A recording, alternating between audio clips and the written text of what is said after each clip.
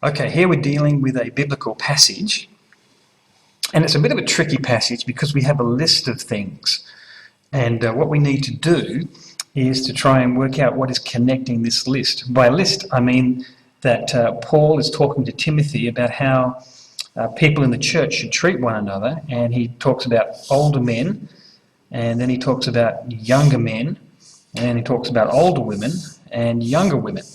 And so what we have to do is work out what is connecting all of those four age groups, and then also what is connecting the four admonitions to each. Another thing that we need to take into consideration is the context of the passage. So if you remember that diagram we went through of the expositional process, we talked about at the exegetical step needing to talk about the particulars. Well, in this case, the particulars would be the context, and our context is Paul writing to Timothy. So we would need to include that in our statement. So, for instance, we would start our subject as the way Paul admonished Timothy.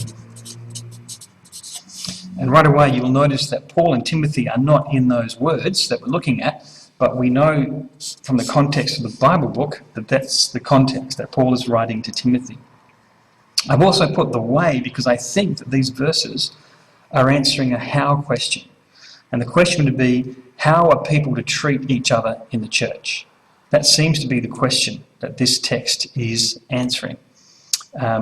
Because the answers, he's giving you ways in which you are to react, or ways in which they are to react.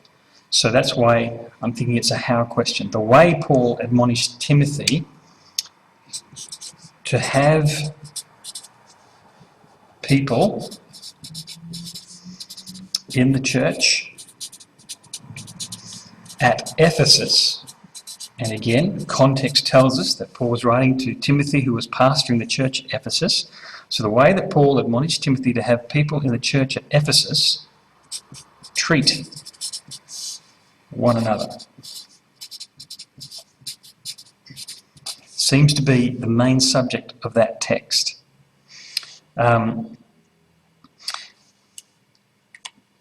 Then the answer to that will be our complement.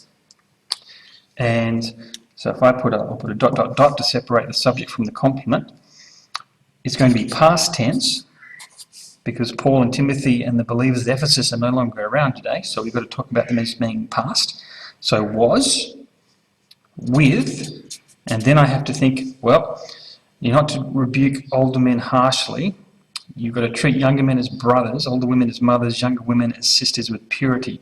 So if I put all those together, it seems that Paul is admonishing Timothy to have people in the church at Ephesus treat one another with respect and perhaps even familial. I think that's how you spell it, respect.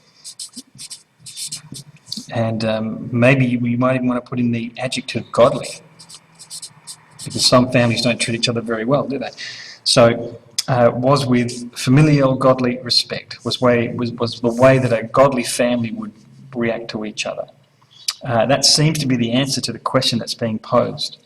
Now, what I haven't done, simply because of the length of the verses, but what you could do, and you'll have to do with a bigger passage like a book, is in the middle section, after the subject and before the complement, you can put in all the secondary themes that you've kind of missed out in the overall statement. The overall subject complement tends to generalise a little bit as to what the message of that passage is, and in the middle you can put more of the particulars, the secondary themes as it were. So you do that by putting a comma after this main subject, and then this would run between the comma and the dot, as it were. In that space there, you could write something like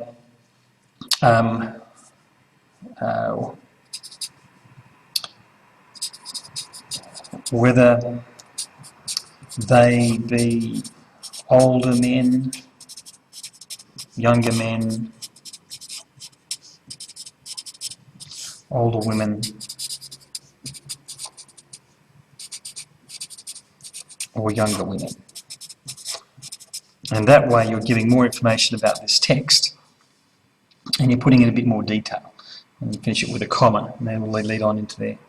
Now, I wouldn't put that in this statement because it's only a short passage, but I've just done that to help illustrate what you'll need to do with your books. So with your books, you'll come up with the main question that the book is addressing and the short answer to that main question, and then in the middle, you'll put sub-themes of the book, other things the book is saying, other subjects that the book is, or other questions that the book is answering, and you'll put all those in the middle. And you need to put them in the middle in a way that helps the sentence to flow, that makes the sentence flow well, so that when I read the sentence, it reads as a grammatically correct sentence, and I'm not fumbling over my words. I might be struggling with breath because it would be a long sentence, but it won't be abrupt. There won't be abrupt changes. It'll flow nicely. And the key to that is getting these first connecting words right, the words like weather. So that flows on straight after the main subject.